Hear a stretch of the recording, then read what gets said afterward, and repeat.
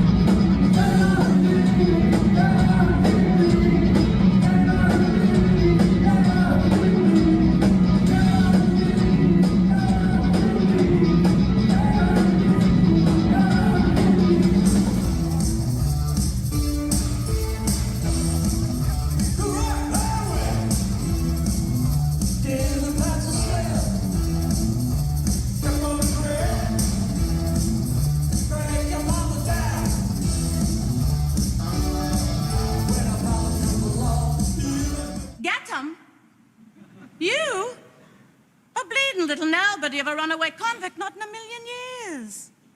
You got any money? Listen to me, you got any money? No money. Then how you gonna live, Eva? I'll live! If I have to sweat in the sewers or in the plague hospital, I'll live and I'll have them! Oh, you poor thing. You poor thing.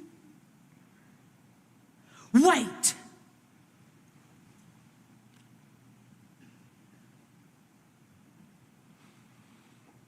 See? It don't have to be the sewers of the plague hospital. When they come for the little girl, I hid him.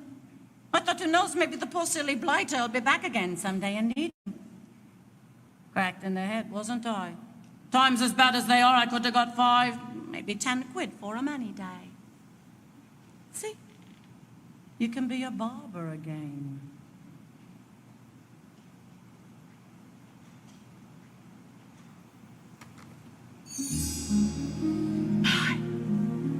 Them handles is chased silver, ain't they? Silver?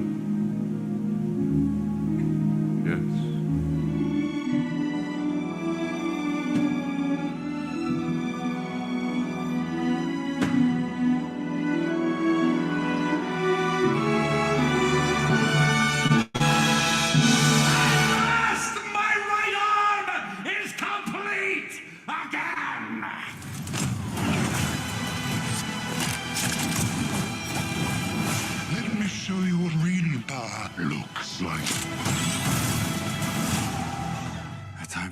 Is over.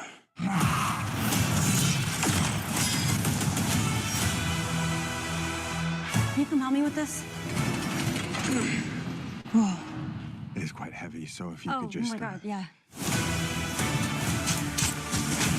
You think I want to fight? Look at me. Wrong.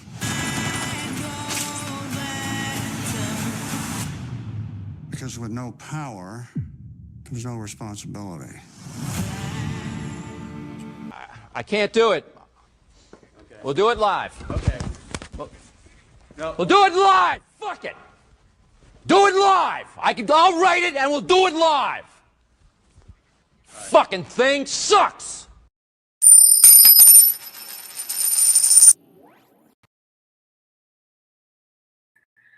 Yeah. So. Everybody's saying, "Hey, Bob's." Bobby is not here. Or do you want to go by Bob now, Ashley? She's welcome to go by Bob, you know. I can be Bob number 2. It's okay. Okay, yeah. Bob. Yeah, you'd actually be Bob 3. Bob, all right. You know. I mean, But that does make sense. He does still exist. listen, I will tell you guys the real story is both Bobby and I are going to maybe pull back from YouTube for at least a short amount of time. For him, that mainly just means he's not going to do the podcast for hopefully only a week or 2. He's hoping to come back soon. I am going to do only the podcast because the podcast forces me or forces her to hang out with me, so I can exploit it and do that. But yeah, we are both working a lot, so I'm going to cut back on pretty much everything else but the podcast. But you know, we can still do stuff. You know, I'm letting her pick some of the topics we're doing. Like this week, she picked Master of the Universe because she's been a huge fan of that toy line forever. That's just her bag. That's just her bag. And I said, Ashlene, do you want to watch Sweeney Todd? And she's like, fuck no, I don't want to watch Sweeney Todd. It's a dumb musical. And I said, oh, we're doing it anyway. And she said, fuck. And she's gonna hate me forever because, you know, that's the nice thing about podcasts. I can force her to watch shit that I don't want. But listen, the thing about me about being overworked, that's not a very internet friendly way to say like we're cutting back on doing YouTube. So instead, I'm just gonna say we got into a big fight. You know, I kicked her from the podcast. It was a terrible fight. It was ridiculous. You know, names were called. You know, they'll never be forgiven. Invent whatever drama you want, and it's all true. Just trust me.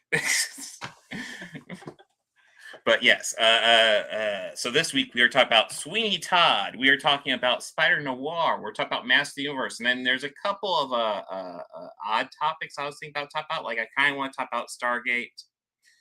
Because I'm not going to have, I think I have a chance to really talk about it because this is all I'm doing. So I want to talk about what's going on with Stargate. I want to talk about, there's another thing I want to talk about. You see, this is what happens when you don't plan ahead properly. I would help you, but I don't think you've told me. I don't think I have either. It was I don't know what we're talking about. something kind of similar, I thought. But I thought, fuck, I don't remember.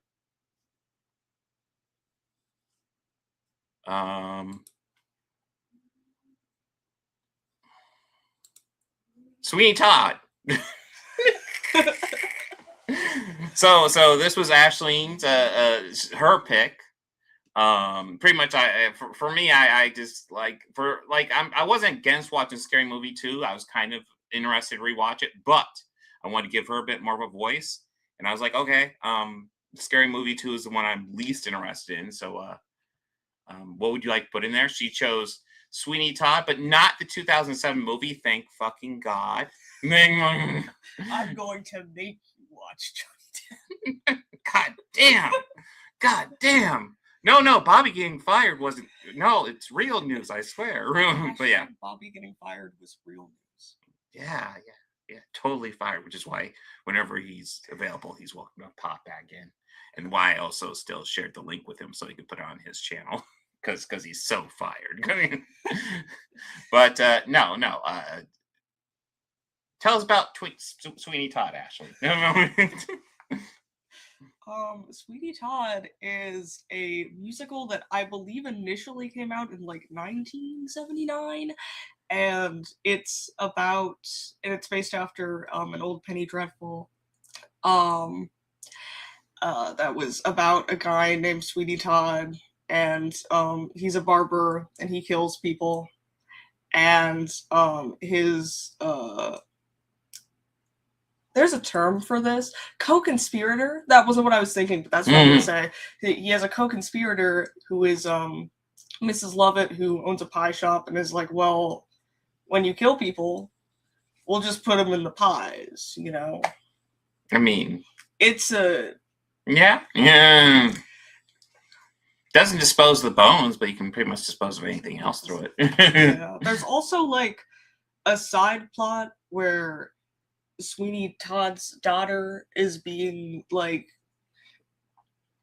she's kind of always in peril a little bit. Yes. Well, she's got a couple men who are into her too. Yeah. But yeah, I was only really familiar with the 2007 movie, and I haven't probably seen it since 2007. I don't recall, like, I know Chris here is saying it's terrific. I pretty much just remember Johnny Depp sucking in it. That's kind of my big takeaway from that movie. So I don't really remember all that well, except I wasn't super thrilled with it. So going into this one, I was kind of like, I always did like the concept. I thought the story sounded like a fun story. But yeah, I was like, okay, let's check this out. I overall enjoy this musical quite a bit. Well, this version especially. George Hearn is way better than Johnny Depp in my opinion. Like, not even fucking close. But yeah, it's an interesting version of it too, because like I'm used to musicals having a bit more, like even though like you have to use your imagination a bit with all like Broadway stuff. Like this one, you have to use your imagination a lot because like there's almost is there really any sets? They have Very like, minimal, very minimal. They have like a little table for Mrs. Lovett. Yeah, And they have like a supposedly really awesome barber chair. yeah. And obviously they have like, I mean, that's really like all I can think of in terms of like sets. Yeah. They have some props. Mm. I mean, even then, like, is a chair and a table really a set? No. Yeah. But that's kind of like the biggest things I can think Well, of. yeah. So it's actually kind of more like pretty much they're performing it almost around the orchestra. Pretty much, you can see the orchestra like in the background and stuff like that.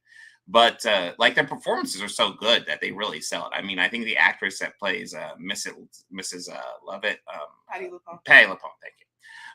She has quite a few line delivery that like definitely makes me chuckle quite a bit.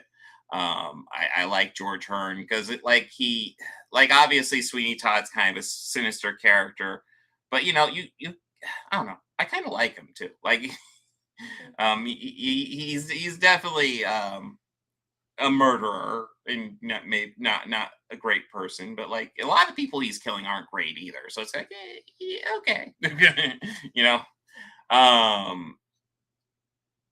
I guess we could bring up the biggest name in here, which is Neil Patrick Harris, who gets to play Tobias.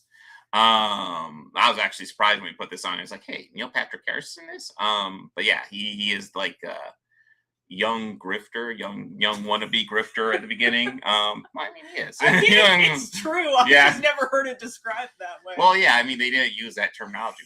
That's what he was. He was working for this guy selling a miracle juice to regrow your hair, and they're like, is this fucking piss? What the fuck is this? But yeah, he eventually ends up working for Mrs. Lovett, and they build up a nice relationship, and then nobody dies. Nobody dies at the end. Everybody survives. They all skip good. happily into the sunset. Yes, that's it. I mean, it's a very famous musical.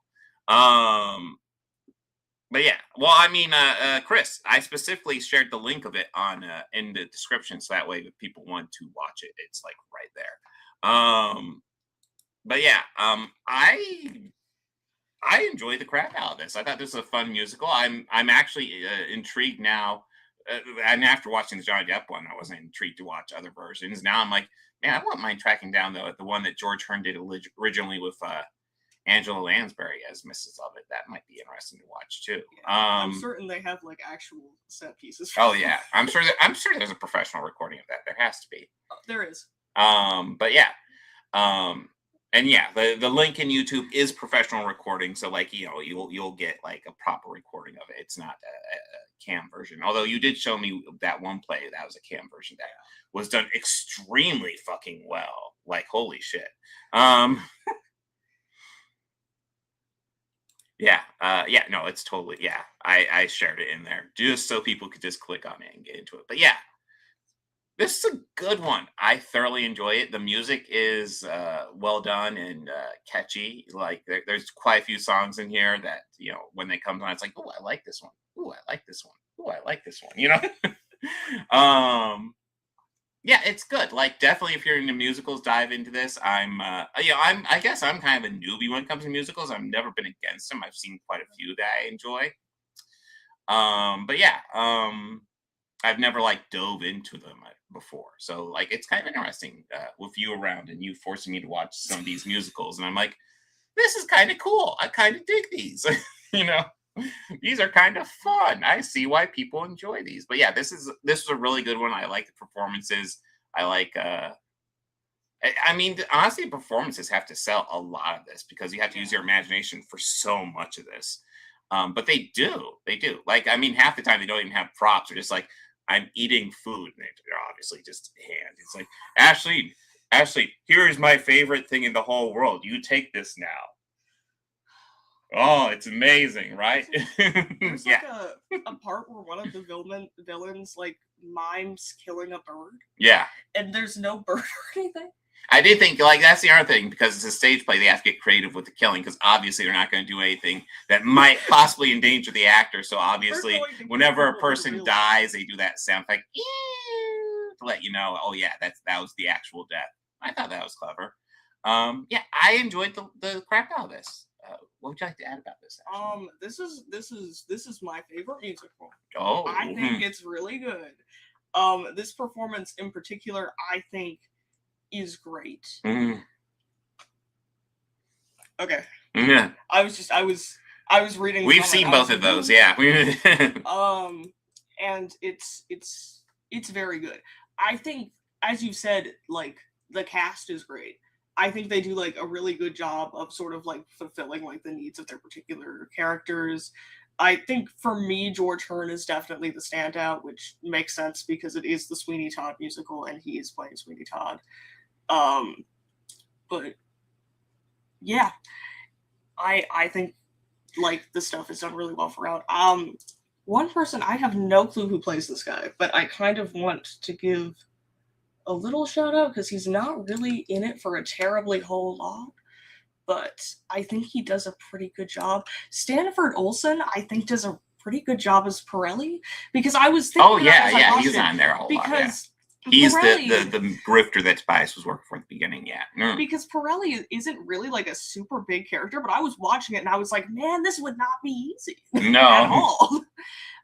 I don't really think playing any of the characters in this would be easy, if I'm to be honest with you, but it kind of stood out to me. Like, they're all very good. They're all good. It's good. And they're good. Yes, I think it is good. That, like, like, just like the way that, like, there's a lot of, like, reoccurring, like, motifs in this musical, which is just how Sondheim does a lot of stuff. It's a very easy way to like communicate things to an audience, and he's very good at not making it seem really repetitive. I mean, it's also a pretty useful storytelling tool too. Yeah. Yeah, like, as you were saying, you have like the whistle that sort of like marks someone dying. Yeah. You know? And you hear it enough times that like you don't even have to see the death anymore. Yeah. If you hear that whistle, it's like, oh fuck, somebody's dead.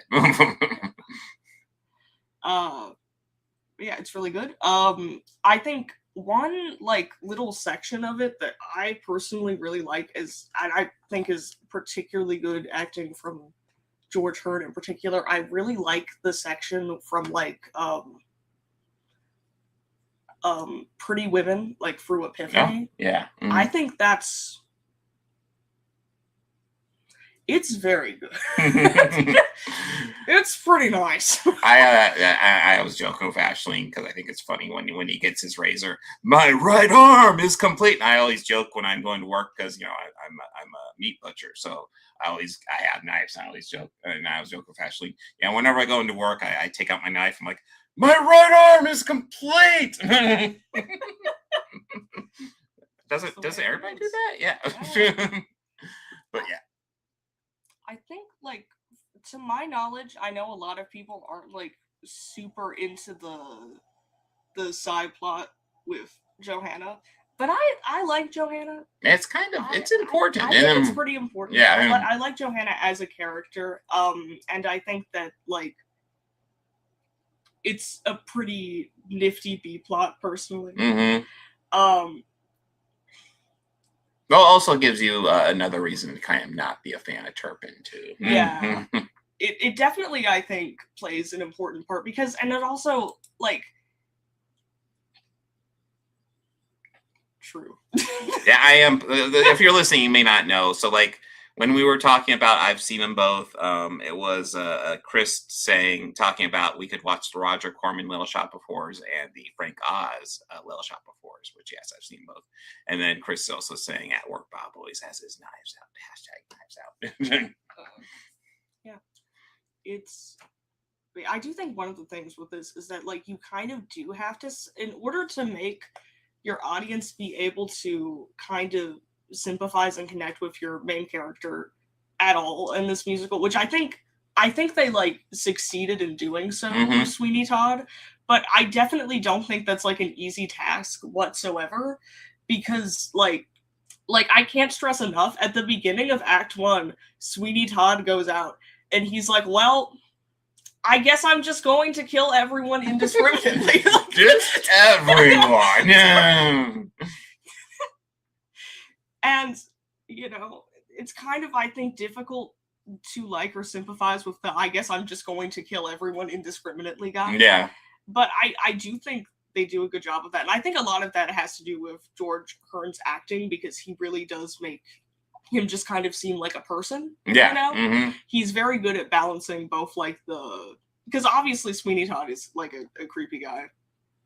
He kills a lot of people. But there's also, like, there's sort of, I know how to talk. Mm-hmm. I know how to talk. She knows how to talk, guys. But, like, he also, like, there's so many, like, moments when he just seems like just kind of like a normal guy. Mm-hmm. And, like, obviously also, like, you have, like, the story with him, you know, with, like, his wife and his child and how he was sent to jail and stuff like that. And I will say, if that happened to me, I don't know that I would kill anyone about it. Mm-hmm. But I think there's a very real possibility that I would be, to put it lightly, in a bad mood for the rest of my life. Yeah. I'm mad. But yeah, no, this is an excellent musical. I highly recommend it. It makes me want to check out maybe some other versions of it. But yeah, very good. The link is literally in the description. So if you're interested, it's right there. Just click on it. It is on YouTube. It's an excellent performance. Anything to add before we go into Spider-Noir? It's really good. I like the beggar woman's parts as well. Mm-hmm. Yeah. Good beggar woman. Yeah. All right. So Spider-Noir. Mainly talk about episodes 5 through 8, but we can talk about kind of our thoughts on the whole season, especially since you weren't here last week. You can talk about kind of your whole thoughts on it. In fact, why don't you go ahead and talk about your thoughts about this? My thoughts on it? Yeah. I liked it. I thought it was pretty good. I don't think I enjoyed it. Mm-hmm. I don't think it's, like, necessarily, like, the best TV show ever. But, like, well, I mean, yeah, not everything has to be. Yeah, I know. Everything has to be the best ever. I can't believe you're arguing that, Ashlene. I never said. Okay. I guess what I'm trying to say is that I think it's good, and I think if you want to watch it, I think that you should watch it. I mean, really, in general, I think if you want to watch something, you should go for it. Yeah. You don't have to care about what I think. In fact, it may be better if you don't. I care exactly what you think. But yeah, so for me, I enjoyed this. I don't think it's as good as it could have been, or as the premise really sets up, but it is overall very entertaining. There's definitely some. I feel like in the beginning it leans a bit more into like noir stuff with some of the case stuff, and I kind of wish it leaned a bit more into that. But it does also have some more stereotypical superhero stuff where, like, he's given up the mantle, now he wants to pick it back up. And it's like, okay, I've seen that story before. But it has some very good characters. Like I love Robbie. He might be my favorite character actually. But I love the secretary too. And I like Ben I did appreciate that they never do say his real name, but they do say that Ben Reilly was an assumed alias he picked up later. It's like, I know your real name, and they probably can't say it because of legal reasons. But yeah, there's a lot of aspects of this I really like. I really liked seeing Elam Garrick return for 2 episodes because man, that character definitely had some Garrick moments going on. when he literally poisoned kind of drugs Ben Reilly. It's like, man, that was such a fucking Garrick move, right?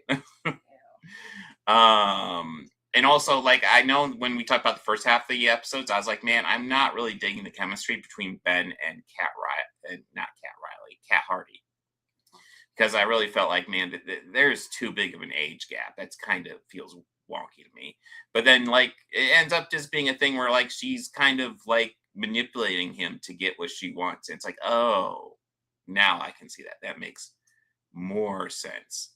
But yeah, I enjoyed the crap out of this. I thought Silvermane, I thought Brendan Gleeson was a fantastic villain.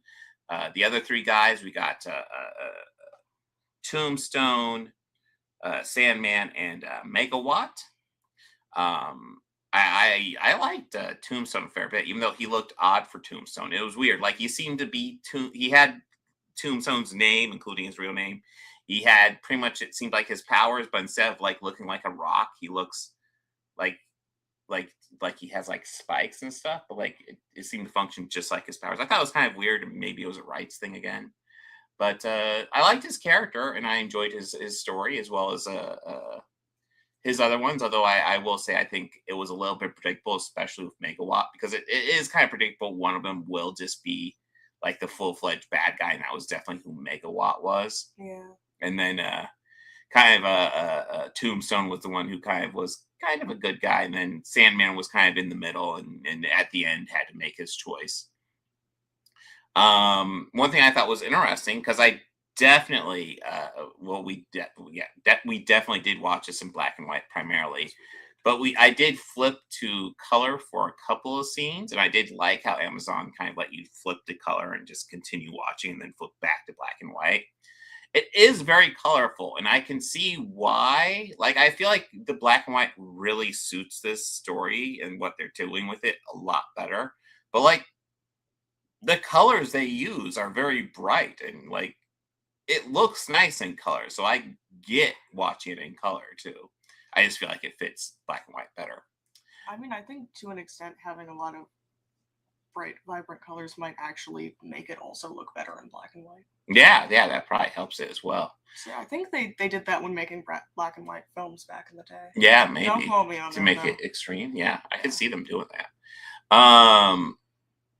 Oh yeah, and another aspect I really loved, and I definitely saw it more in the second half than the first half, is Nicolas Cage cheese popping up here and there. Like, him doing the weird thing.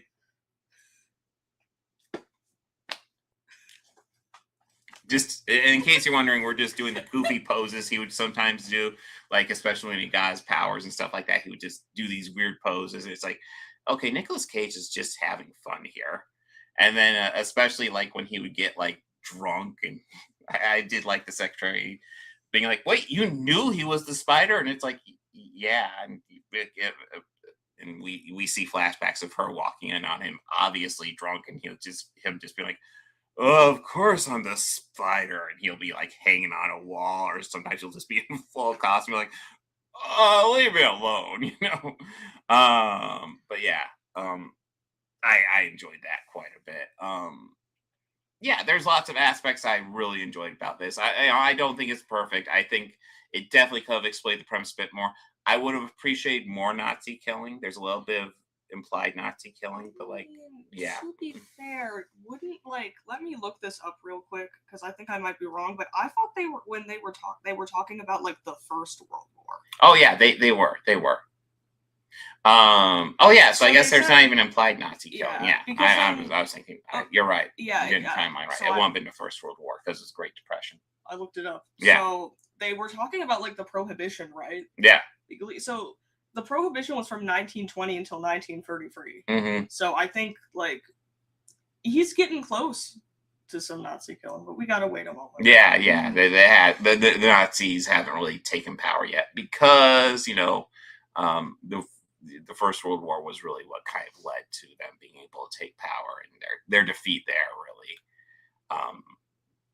did that. History lesson. Not really in-depth history lesson though, because I don't remember the details because it's been a while since I've studied it. But yeah, pretty much World War II was the reason World War I was the reason World War II happened. Yes. Yes. But yeah, I enjoy the villains here. I even though it definitely dives a bit more into stereotypical superhero stuff, I enjoy the story arcs. I enjoy the characters. This is just good. This is good, solid entertainment, in my opinion. I enjoyed it a fair bit. I mean, honestly, like, yeah, I think there's like plenty of stuff about it that's like pretty stereotypical, but like it's well done, so Yes. I'm like kind of okay with it. Yes, absolutely. Anything you want to add? I liked it. I thought it was good. It's not like revolutionary or anything, but that's Nope. fine because it doesn't have to be. And like if you just want to watch like a cool, well put together superhero kind of somewhat historical show, and you can watch it in black and white, and it'd be pretty fun. Mm-hmm. And you can, I don't know why I added that on there like that. Yeah. If you want to watch it in black and white, you can do it. You watch it in color too. I mean, it works both ways. I think it looks nice both ways as well. You know what I think? But I definitely prefer black and white. What if we? This would be way too much work. Mm. But what if we watched it like all of the normal scenes in color, and then as soon as he suits up, it's black and white. Ooh, that could be fun. Because I can't. My thing is, I'm okay with color, but I cannot imagine the Spider. Yeah, in, that like, his suit. outfit Yeah, in color. Yeah, in color. Like, and I know even in color, like it's still all black, but like, I just. Well, especially in this, just be like that. in the dark scenes where you just see him in suit and he has the lights on his eyes on. That looks so good in black and white. Holy crap. And it's fine in color. I've seen it in color, but like in black and white, that looks so cool. Yeah. Really big fan of that. But yeah, this is a fun little series. Nothing groundbreaking, but fun. Which, are you ready for Masters of the Universe? Yes. Because I feel like that's a good description of Masters of the Universe as well. Nothing groundbreaking, but you know what? Fun. I had fun with this. It tells the story of He-Man. Well, it tells the story of Prince Adam. I guess he is kind of named He-Man at the end, but like as a joke almost. Yeah. But I did think it was interesting because you watch the trailers. I'm always watching the trailers. I'm like, wow, like for all the hate that the original like 87 version got, especially back in the day, this one seems to be following kind of the same story, and not really, but like there are more elements borrowed from it than you'd expect. So I would say one of the things I wasn't sure about diving into it, behind the scenes. So in the like when you watch the 87 version, I would say most of that takes place on Earth, with maybe like 20% of it taking place on Eternia. And I almost want to say when you watch this version, it's almost the flip of that. It's like 20% on Earth and like 8% in Eternia. And you actually get like actual locations and set in Eternia. Now it is a lot of green screen, and but what saves it is that mostly looks pretty good. There's a couple of shots where I'm like, that looks pretty fake. The one aspect I will say that I prefer in the 87 version, like definitely, is Franklin Jealous Skeletor, who definitely he plays a more serious Skeletor. Jared Leto's Skeletor is much more comedic and kind of blatantly comedic. Yeah. I would love to hear Franklin Jello deliver some of the lines in this film. Yeah. I mean, I think he would do a better job. Honestly, I would love to hear it. But yeah, I as much as I'm not a fan of Jared Leto, I thought he was fine as Skeletor. It didn't break my enjoyment of this movie at all. But I do think there's a lot of better casting. Probably my favorite characters are probably God damn it, went all the way back here. I did not want that. Okay. Can I hit? Here, we'll do this. No, I can't even do that. I can do this. Okay. Probably my favorite characters in this are probably Duncan, aka Man at Arms, and probably Tila. But yeah, there is a fun element because I do like Alison Brie's Evil Lynn, and she plays it in kind of a funky way. Like her Evil Lynn, like obviously she's got this magic and powers and stuff like that, but like Skeletor will like grab her arm and burn her and stuff like that. And like after he does that, like she gives this look like she was so into it. And it's like, oh, that's kind of funny. Like she's into Skeletor just kind of like treating her like shit. And another funny aspect I thought was there are definitely vibes that Skeletor is into women. He talks about like muscly men a couple times. Well, maybe not a couple times, but definitely at least once. It's like, really? You seem really into that, dude. I don't know. I thought that was funny. But yeah, I actually think Duncan and Tila actually have some good father-daughter moments together. And I do think it's funny when Adam's trying, because it's mainly the three of them that go on an adventure. Then Adam tries to butt in on their father-daughter moments, and they're like, dude, these are our moments. Back off, man. What are your thoughts on this, Ashlene? I've been yakking a lot. I had fun. Yeah. I had a good time in the theater. It was a good experience, I think. Yeah. I don't like, I'm not actually like, oh yeah, Mm-hmm. Masters of the Universe 2026. Mm-hmm. I will say I definitely I did enjoy it more than the 80s version. I would absolutely listen. I listen. The 80s one I enjoyed because it's dumb fun. This one is dumb fun too, but like I feel like this one's definitely leaning into the dumb fun and like embracing it, and definitely knows what it is way more than the 80s version is. But yeah, there is so much dumb fun to be had with this one as well. And it definitely embraces a lot of the toys concepts as well. Outside of like outside that, I don't really know what I'm saying. You look at like in this picture I have on here, if you're watching the video version, you can see Man at Arms suit. And while it's not a 1-to-1 of the toy, like it's very similar, especially in the color scheme. And yeah, I do appreciate Adam frequently has the shirt that's kind of a similar color to the shirt he wears in Eternia, that he kind of gets the formal version of it at the end of this movie. But yeah, all the characters look a lot more like their toy and cartoon counterparts than they do in the 87 version. This movie is not ashamed to embrace that quite a bit. I will also say I was actually expecting more Orko in this, because that was a big criticism of the 87 version that they didn't have Orko in. I remember that back in the day, and it was just because they couldn't. If we don't count mid-credit scenes, there is no Orko in this movie. I'll just say that. Oh, was Orko the silly little guy at the end? Yeah, Okay. yeah. He was like the silly little sidekick throughout the whole cartoon series. Mm. I know, we got to the end and I was like, so that's like a guy, right? Yeah. There's no way that's like, we don't know, like people don't know who that is. Yes. I just don't know who that is because I'm uneducated.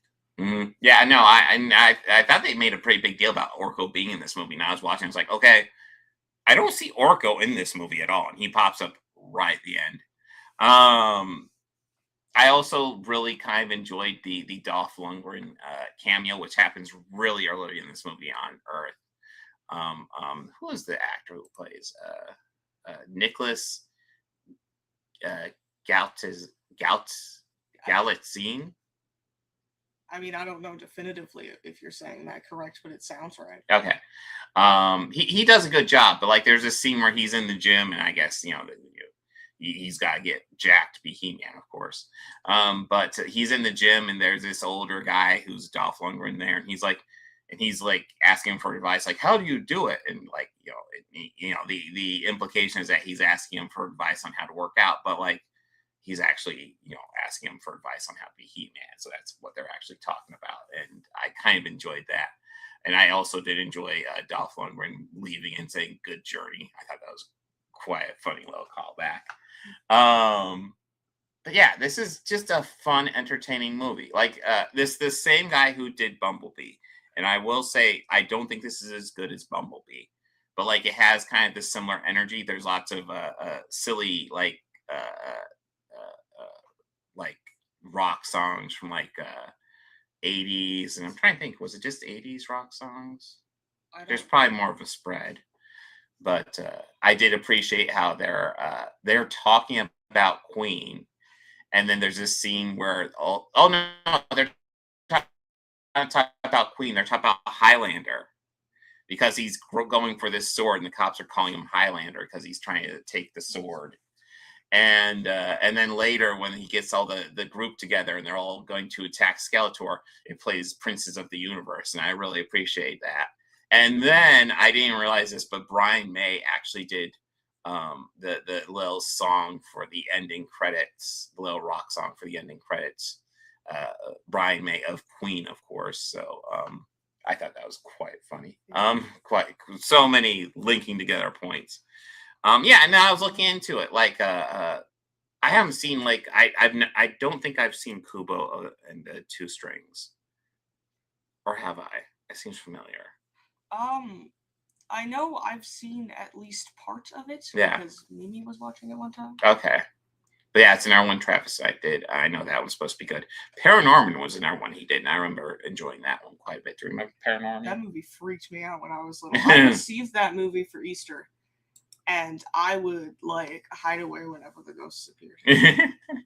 They are scary. There is kind of a horror aspect to that movie that you won't really expect to a kids movie, but it kind of works. They're not too scary. Oh yeah, they do have Boys Don't Cry in this, like the Cure's first big single. I think that's their first big one. That was fun though. I remember during before that part happened, they had there was this little piano part playing. Yeah.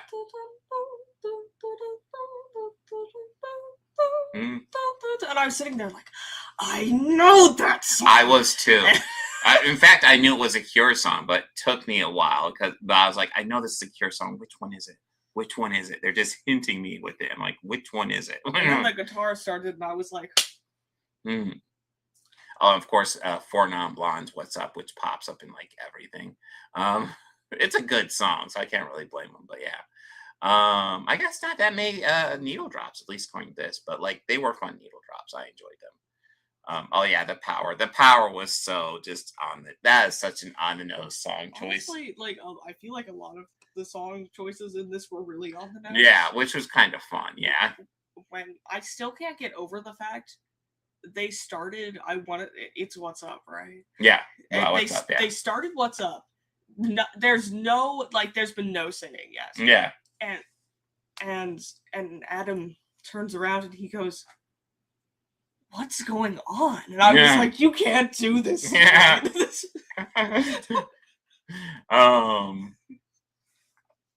Yeah, and then well, I got The Power was pretty much very shortly after he got the sword, and the cops bust him because he essentially steals the sword from this little hobby shop. Yeah, he gets recorded doing that too. Yeah, he steals the sword from the little hobby shop, and they're driving by, and the car is blaring very loudly, "I got the power." It's like, that's so close to what he says. That's so.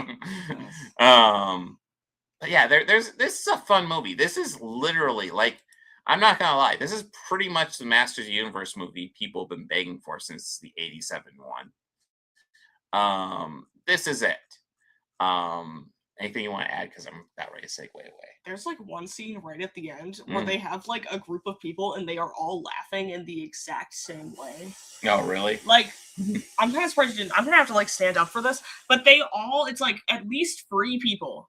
4 people, maybe even 5 people in a group, and they all are just going oh with their they're all doing that, and that's not a very natural or common way to laugh. You don't laugh like that, Ashley? And I was watching it, and I was That is quite a funny thing you noticed, Ashley.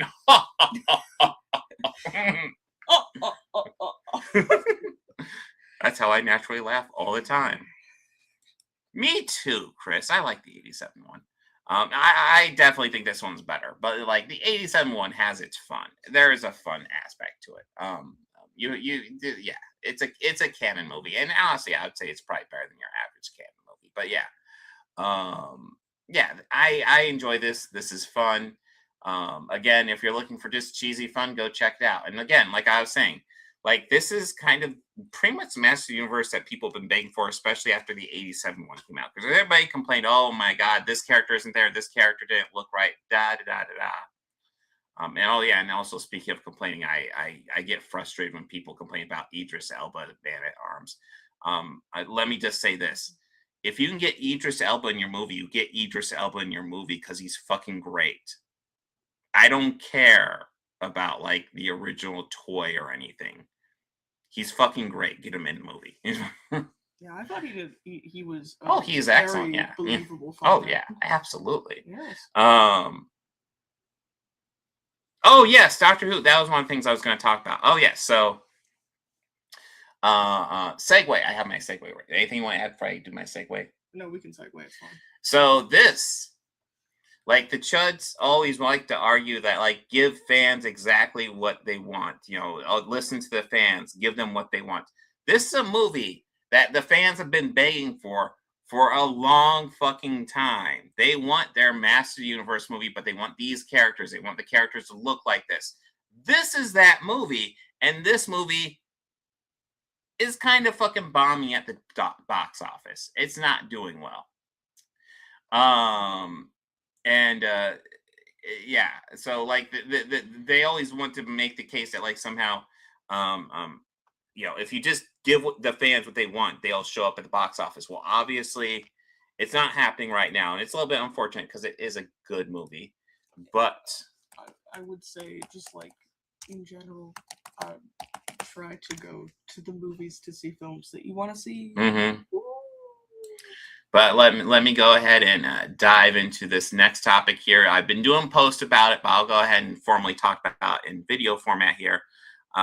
So franchise I've been a fan of for I didn't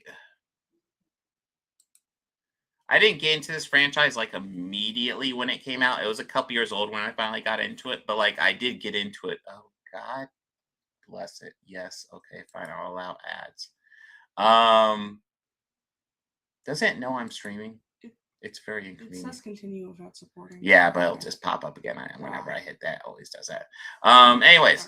Anyways, one of the franchises I got into, it was a couple years into the run, but I finally did get into it, and I did enjoy it. And honestly, I own all 10 seasons. And I watched all of Atlantis. I never did get any of the seasons of Atlantis. I always intended to. And I even got the first season of Stargate Universe on Blu-ray, and then I didn't get the second season because it just ended and there was no resolution. But yeah, Stargate. I'm a big fan of the Stargate franchise. I overall like it quite a bit. I even like the beginning movie. You know, that's really not connected. Well, it's connected to the TV series, but it is pseudo. It's a kind of its own universe thing. But you know, there's the movie and then like the TV series, all 10 seasons. I enjoy them quite a bit. It's not a perfect series, but I enjoy them. So I was excited for the new Stargate series for Amazon, and then it was announced it's not moving forward. And then the line that that came out was that apparently Amazon didn't think it had a broad enough appeal, and I was really disappointed to find out this series wasn't coming out. Really disappointed. Oh, that's sad. That's unfortunate. And you know, and if there's a campaign to bring it back on, I probably would have been like, yeah, let's do that. Let's bring it back on. Now, and if you've seen my post, you know what I'm about ready to bring up, but let me go ahead and dig this out. Give me just a second. Like social media has been blowing up, and what has unfortunately happened is a producer of Stargate and one of the actors. In fact, I would argue my second favorite actor from SG-1, which is very unfortunate. Let me go bring this up.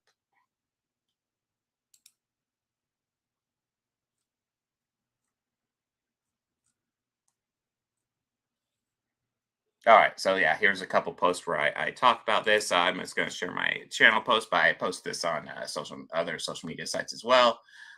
So Michael Shanks, who Daniel Jackson. I'll go ahead and say I actually really like his portrayal of Daniel Jackson. I thought in the early seasons he did a fantastic job of pretty much doing what James Spader did, and doing it so well that it felt like the same exact character.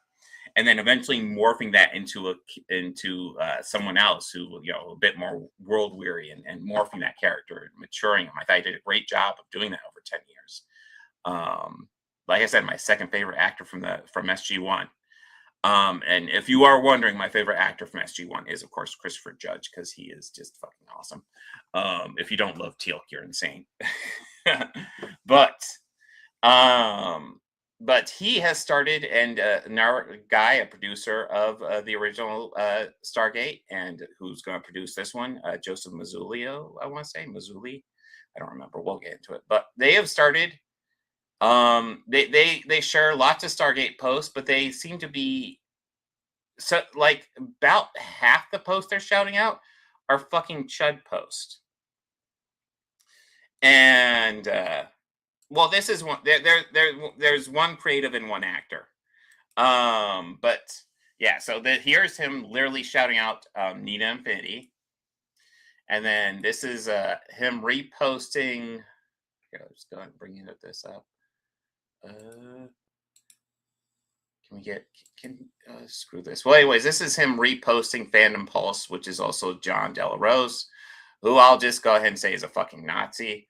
Who is also has I want to say a restraining order for spousal abuse, something like that. He's a real piece of shit.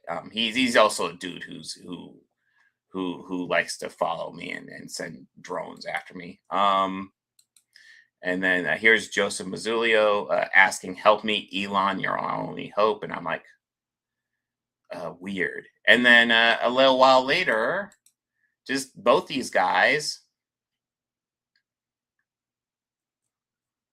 share a fucking nerdrotic video, and they even make sure to shout out all the people in it, including Shay Diversity. I call him Shay Diversity because I think he loves having diversity in his name. X-Ray Girl, who just, I swear to God, fun fact, X-Ray Girl is just the epitome of a token. I'm just gonna say it because like she literally just sits on the streams and says nothing. She's just there. Of course, Nerdrotic, Ryan Cannell, that fake wizard guy who's been popping up, Quarter Black Garrett. They're just in Disparo. Yeah, and they're like both Michael Shanks and Joseph Mazzulio, who's one of the executives behind the new show and the old show, are just shouting out Nerdrotic. And what did I show the post where he pretty much says? Oh, there it is. Here's Michael Shanks pretty much calling Disparo, fans be spitting truth today, and it's fucking Disparo, who is just a grifter. He's a fucking grifter, and it is very fucking frustrating. Oh yeah, and that's where he reposts that Star Wars girl. But I find this all very frustrating because this is a series I was excited for and I was behind, and now that these guys are literally just like some of the voices they're really shouting out are these fucking chud grifter pieces of shit voices, and it has me going, maybe I don't want this fucking series.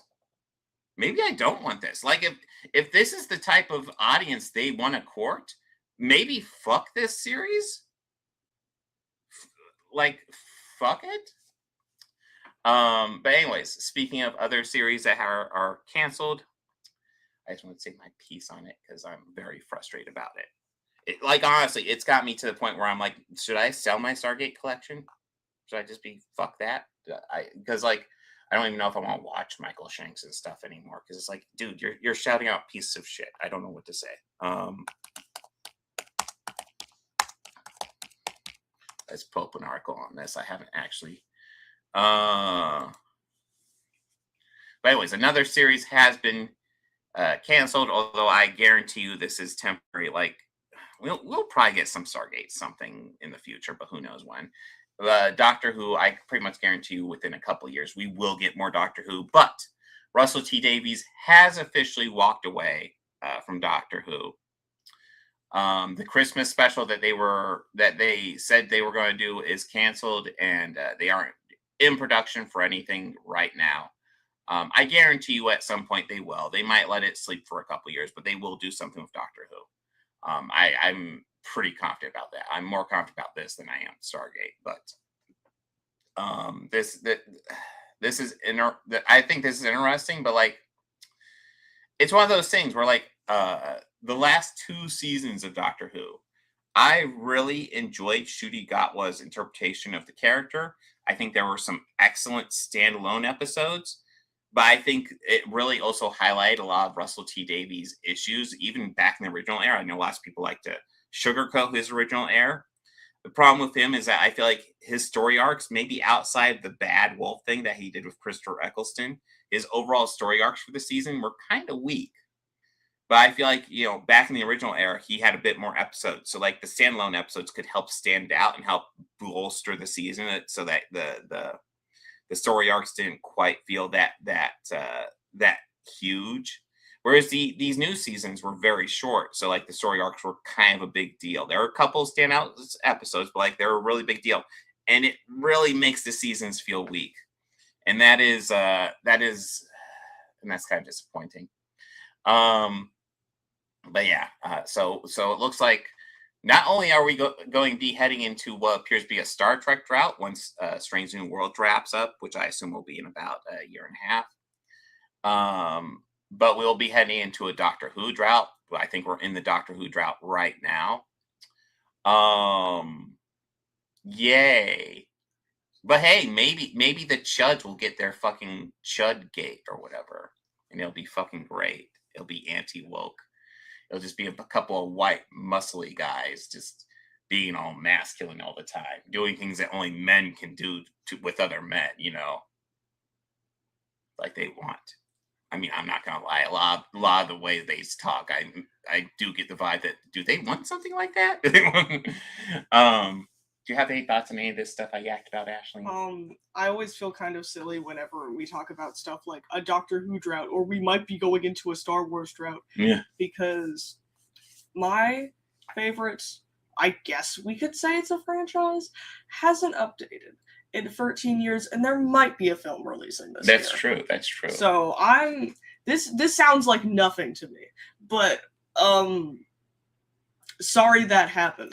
Well, no, I mean, Doctor Who droughts I guess there's only been technically one Doctor Who drought before, and I want to say it was like between like 89 and 2005 between Sylvester McCoy and Christopher Eccleston, with only the one Paul McGann movie in the movie. And let's face it, the Paul McGann movie, Paul McGann was a good doctor.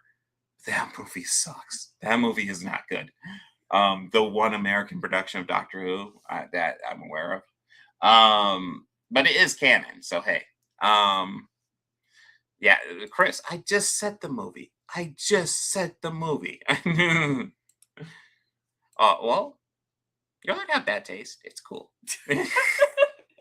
But yeah, Star Trek has obviously had droughts. We had a few years between the original series and the animated series, and not a lot of people watch animated series. So for a lot of people, it's between the original series and the movies. And then like between the movies and TNG era, it ran pretty solidly and that'd be like 79 till 2004, which is an impressive run. But then we had another drought until the J.J. Abrams reboot movies. Then it led into another group of series, and then now we're wrapping up again. At this point, I'm just hoping Strange New Worlds and Starfleet Academy have solid final seasons. I did like the first season of Starfleet Academy, and while season 3 of Strange New Worlds was very underwhelming, I'm still hoping season 4 and 5 are a bit more like seasons 1 and 2. But yeah, yay for series ending. I guess. I'm pretty confident you'll see them again. Yeah. Oh, yeah. I believe. Well, I am absolutely confident we'll get more Doctor Who. Yes. That even if it takes a while, and we will get. I'm actually pretty confident we'll get more Star Trek too. It might take a decade, but we'll get more. but oh, his well, shit. Oh, I can't argue with that, Chris. Well, his taste is flawless, Ashley. Well, my taste is flawless. I mean, I will also say I just recently bought a copy of the Doctor Who movie at the library because I mean it was literally just sitting there, and it was like anything I could fit in the bag for $5. I was like, oh yeah, shit, I remember why not? that. Yeah. You got like 50 things, and I got 2, and I got like 3. Well, I was just like, fuck it. Like the bag is $5 and just whatever I throw in it. So I was like, oh, fuck it, I'll get this. And there was even a couple movies where it's like, I don't even remember this. I remember vaguely liking it, so fuck it, sure. It made it so that we could just have the whole thing Mhm. $5 because I just kind of like Yeah. pushed my stuff into your bag. And then we also, I mean, I did pick up that copy of Batman Return of the Cape Crusaders, and you got to experience 60s Batman. Yes, I did. That was fun. I am tempted maybe to show you guys the old 60s movie, the one actually done in the 60s with all the original cast. Well, except it's a different Catwoman. Yeah. That's Lee Merriweather in the movie, which is she never played it in the series, so Oh, okay. You meant the 60s film. yeah, the 60s I film was like, has a different Catwoman than the series, although all the guys return. I was about to be like, in the movies that we watched, she was played by Julie Newmar. Yeah. She was the one who played Catwoman the most. Chris, I actually disagree. But I did enjoy Batman versus Two-Face. But yeah. Next week, let me go and pull up the schedule for next week. Although, actually, I know what next week is. Next week is going to be Disclosure Day, which I'm excited to check out. That looks very cool. Have you seen trailers for that? No. It looks very, very cool. Maybe we'll check out trailers for it. Has kind of Close Encounters of the Third Kind vibes to it. I'm kind of digging it. I kind of dig the return of Spielberg kind of experimenting with stuff and just doing some weird alien stuff that he wants to do. We're gonna talk about My Adventures with Superman season 2, which I'm excited to dive into season 2. I enjoyed season 1, and hopefully season 2. I've heard season 2 is better, so hey. And then we're gonna do Ashlene's pick, which is. Oh, I'm gonna say it. Yeah, you get to say it. Oh, you're here. I wanted to rewatch the 60s West Side Story movie, Which is awesome. I enjoyed that movie, so I'm down. Although I actually think the Spielberg one might be better. Oh, yeah. They're both really good. But yeah, I am down for either one, honestly. They're great movies. And I'm also a sucker for a good and creative Shakespeare adaptation. So hey. Yes. Guys, thank you so much for I hate how the mobile app does this. I'm like not real. No, you're not there. And yeah, I've been here the whole time. If you've been watching it on mobile. Yeah, listen, I guess we just gotta do the whole podcast like this on mobile. I look so pale. But yeah, and I can't even edit how the mobile one is set up. I can edit a little bit how this one's set up. Like I can do little things like this. Oh my, well that's way too small, way too small here. Well, what the fuck are we doing? What are we doing? This doesn't even make sense. Okay, we're just broken now. We're just broken. Ah!